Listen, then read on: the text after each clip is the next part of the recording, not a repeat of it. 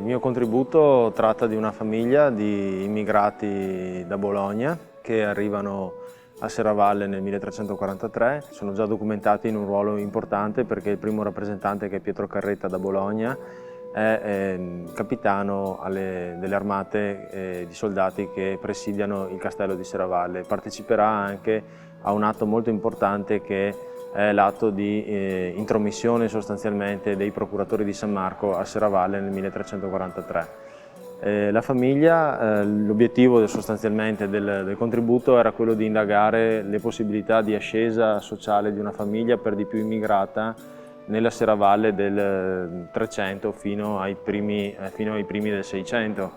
La famiglia, di cui abbiamo seguito un po' le vicende, avrà un ruolo soprattutto di tipo militare all'inizio. I figli di Pietro, Sigifredo e Giovanni saranno impegnati appunto come militari anche a Belluno, a Feltre e in altre campagne militari sempre, e affiancheranno però anche all'attività di militare, affiancheranno anche l'attività di notaio. Di Carretta Sigifredo restano infatti diversi atti, tra cui uno molto importante che è l'inventario della canipa, della gastaldia, delle proprietà vescovili sostanzialmente a Serravalle.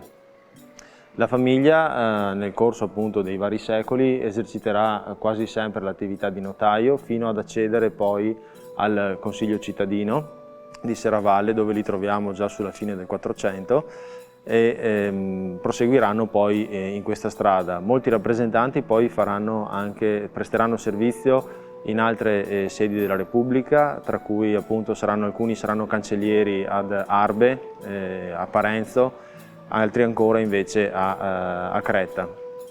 L'obiettivo appunto, come dicevo, era quello di seguire le modalità che una famiglia poteva avere nel 300 serravallese. Si vede che la famiglia segue delle modalità piuttosto usuali, ben conosciute e affermate in molte località d'Italia e anche d'Europa, possiamo dire, quali appunto la carriera militare e il notariato, fino appunto all'accesso poi anche alla nobiltà non solo serravallese, ma un ramo dei Carretta sarà anche nobile nella città di Sacile.